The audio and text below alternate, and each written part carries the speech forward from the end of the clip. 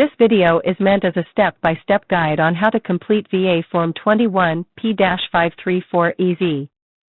This is a complete application for dependency indemnity compensation, survivor's pension, and accrued benefits. But first, let's go over each and what they mean.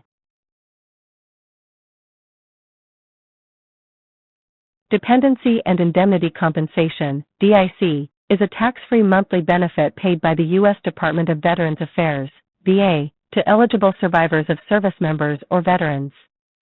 It is intended to provide financial support to the surviving family members of those who died as a result of their military service or from service-connected conditions. Who is eligible for DIC? 1. Surviving spouse. To qualify, a surviving spouse must meet one of the following conditions: married to the service member or veteran before their death and was married for at least 1 year before the death, or had a child with the service member or veteran, lived with the veteran continuously until their death, unless separated due to the veteran's misconduct. Has not remarried. Exceptions apply if remarriage ended or began after age 57 and was on or after December 16, 2003. 2. Surviving children. Unmarried and under 18 years old, or under 23 years old and enrolled in an approved educational program. May qualify as a helpless child if permanently incapable of self-support due to a disability that arose before age 18. 3. Surviving parents. Parents of a service member who died due to a service-connected cause may qualify for parents' DIC based on income limits.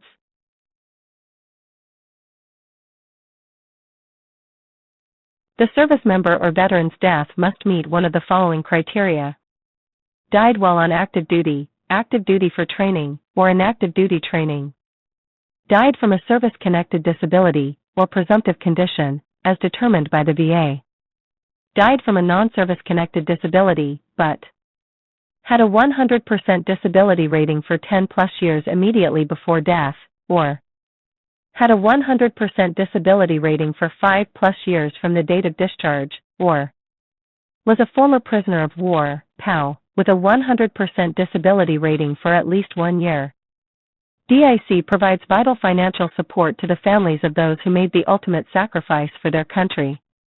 It ensures that surviving spouses, children, and parents have the resources they need to maintain stability after the loss of their loved one.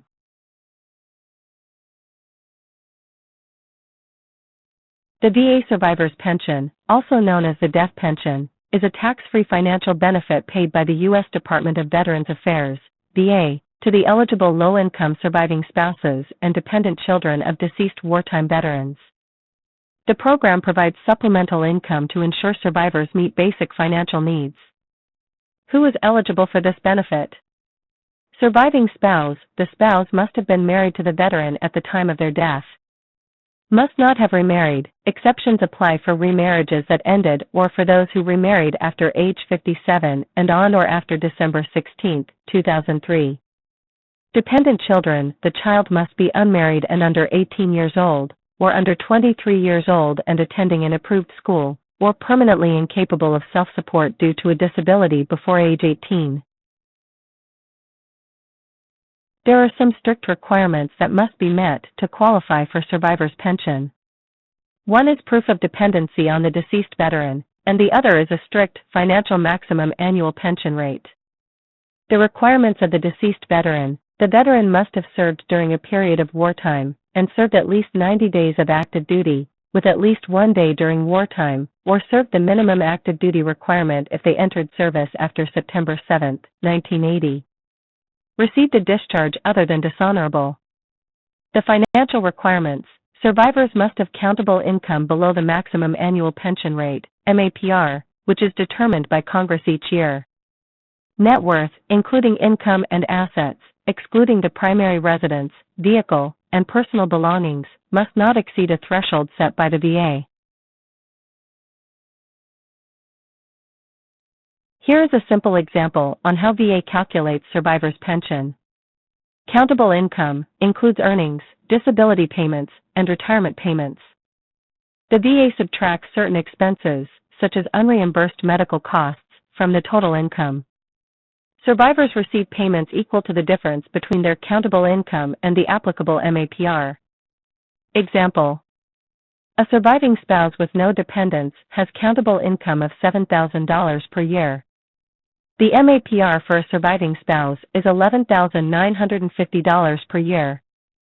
Survivor's pension equals $11,950 minus $7,000 equals $4,950 per year, or $412.50 per month, is what VA will pay the surviving dependent. The survivor's pension provides a safety net for low-income families of deceased wartime veterans, helping them maintain a basic standard of living. It recognizes the sacrifices made by veterans and their families during periods of military conflict. VA accrued benefits are benefits that were due to a veteran before their death, but were not paid out before they passed away. These unpaid benefits can be claimed by eligible survivors, such as the veteran's spouse, children, or dependent parents. The veteran was eligible for VA benefits at the time of their death, and the VA claim or appeal for benefits was either pending at the time of the veteran's death, or approved, but the payment had not yet been made. Qualified survivors must file a claim for accrued benefits within 1 year of the veteran's death.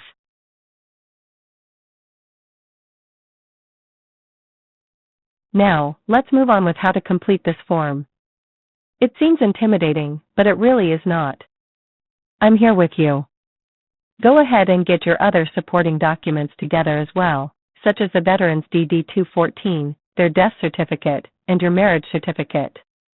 You will also need birth certificates if minor children will be on the claim. You will need to provide medical records if the veteran's health care was through a private facility and not through VA.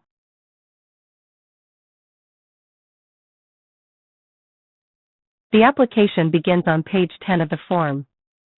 Section 1 covers the veteran's information, Section 2 covers the claimant, usually surviving spouse, and Section 3 covers the veteran's service information. To make things a little easier, I am highlighting the sections that must be completed. On the first part of Section 3 on page 10, it asks if the veteran served under another name. This is usually only applicable if the veteran legally changed their name after military discharge.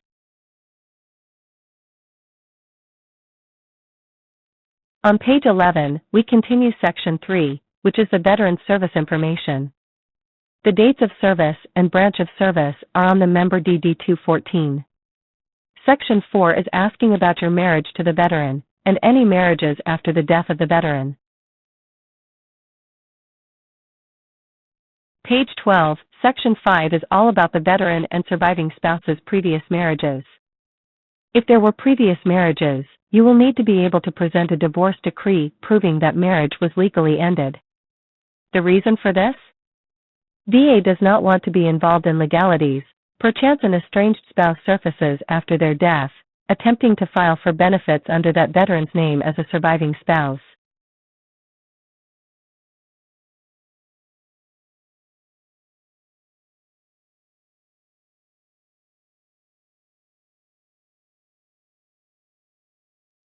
Page 13, Section 6 is where you list any legal dependent children of the deceased veteran. If there are none, enter 0 in Section 6A. However, if there are surviving dependent children, enter the quantity in Section 6A, and complete the remaining of Section 6, as it applies.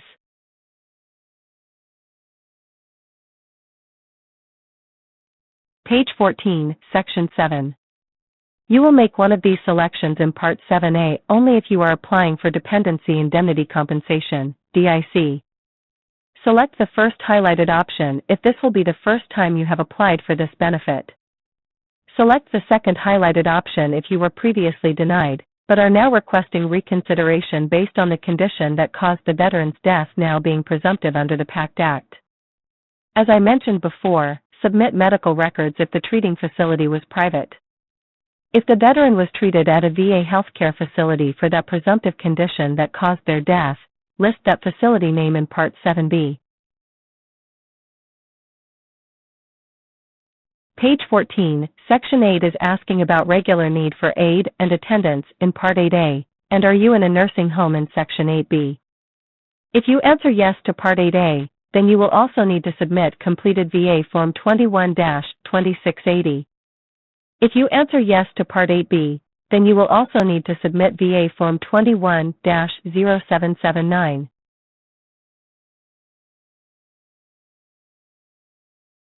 Page 14 and 15, Section 9 are asking about the claimant's income and assets. You do not have to complete this section if you are applying for DIC, as this is not income-based. Please complete this section if you are applying for survivor's pension. Pages 15 through 17 are all about medical expenses. Once again, you do not need to complete this section if you are applying for DIC. Only if you are applying for survivor's pension, which is income-based. Remember, in Section 9, they asked about your income. Now, in Section 10, they are giving you a chance to deduct from your income any unreimbursed medical expenses. This is the only expense that can be considered, so use this chance wisely if you are applying for survivor's pension. Page 17 and Section 11 is where you will enter your direct deposit information. Please, dear friends, enter this now. I know you are going through a lot in this time of your life, with your loss. If you forget about it, and months later are approved for the benefit, receiving a significant back pay in the mail might not be a safe option. You would rather direct deposit begin right away. Pages 17 and 18, Section 12 is for signature. You, the claimant, must sign and date in Section 12B and C. Pages 19 and 20 are a worksheet for a residential care, adult daycare, or a similar facility. This is not to be confused with a nursing home. If the claimant resides either full or part-time in a residential care, adult daycare, or a similar facility, and you wish to count that as medical expense for survivor's pension, then have that care facility complete pages 19 and 20. You will also need to complete VA Form 21-P-8416, Medical Expense Report. As a reminder, pages 19 and 20 are only for survivor's pension applicants. That's it. See, I knew you could do it. Now, go ahead and submit it either online, with an accredited VSO, or by mail.